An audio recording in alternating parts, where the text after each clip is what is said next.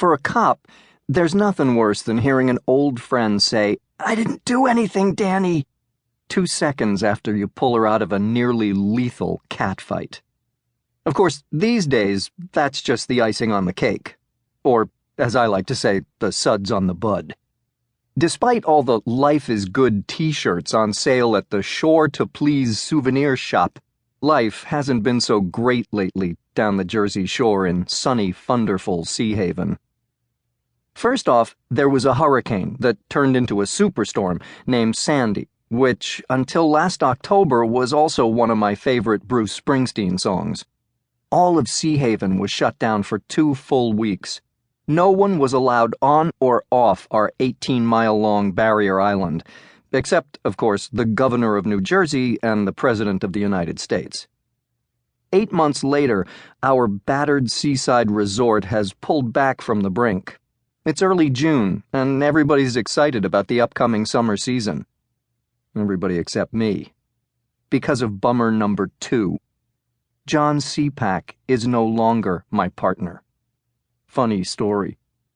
See, late last August, they made Ceepak the chief of police. By early October, he was tired of pushing paper, untangling paper clips, and wearing those buy-one-get-the-second at half-price suits his wife Rita found for him at the Men's Warehouse. So, after pulling us all through Sandy, don't worry, someday I'll tell you that story too, when things had more or less settled down in the new year, Ceepak initiated a search for his own replacement. After interviewing dozens of candidates, the township council hired another new chief of police, an older guy named Roy Rossi. With the new boss on paper shuffling duty, Ceepak and I were poised to become the SHPD's first team of full-time detectives. But that never happened. See, I forgot to mention last year's other big blast of hot air and swirling garbage, our mayoral election. The guy we wanted to win didn't, and the guy who got re-elected has never been very fond of Ceepak or me. About 15 seconds after all the New York and Philadelphia TV stations declared that the Honorable, how they came up with that title for him I'll never know, Hubert Sinclair had won re-election, the guy initiated budget cuts. Said we had to bring the deficit under control for the sake of our grandchildren. Tough choices had to be made. That's what he said. What Mayor Sinclair meant was that people who ticked him off had to be made miserable. Bye-bye, SHPD Detective Bureau. Ceepak is still chief of detectives. He just doesn't have anybody in his tribe. He's allocated personnel on an as-needed basis, so mostly I spend my shifts cruising the streets in a patrol car. With my new partner, Sal Santucci. "You hungry?" Sal asks as we cruise down Ocean Avenue just after sunset.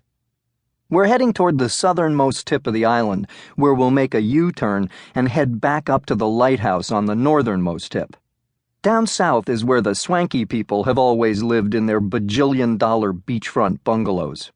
The first homes rebuilt after the superstorm.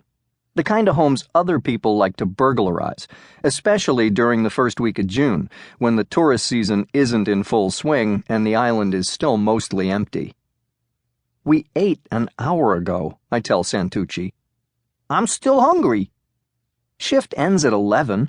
Pick up something on the ride home." "We should swing by Pizza My Heart. If you're wearing a uniform, they'll give you a free slice and a fountain drink." Which you don't take because it's against the rules. Yes, in Ceepak's absence, I am the patrol car's keeper of the code. "What rules?" "The ones they told you about in that lecture you slept through at the police academy, I want to say. But I don't, because 24-year-old Salvatore Santucci is the late Dominic Santucci's nephew. I was there when his uncle, who was on the job with the SHPD for 15, maybe 20 years, was gunned down by a psycho killer just outside the Rolling Thunder roller coaster. So I cut Sal some slack.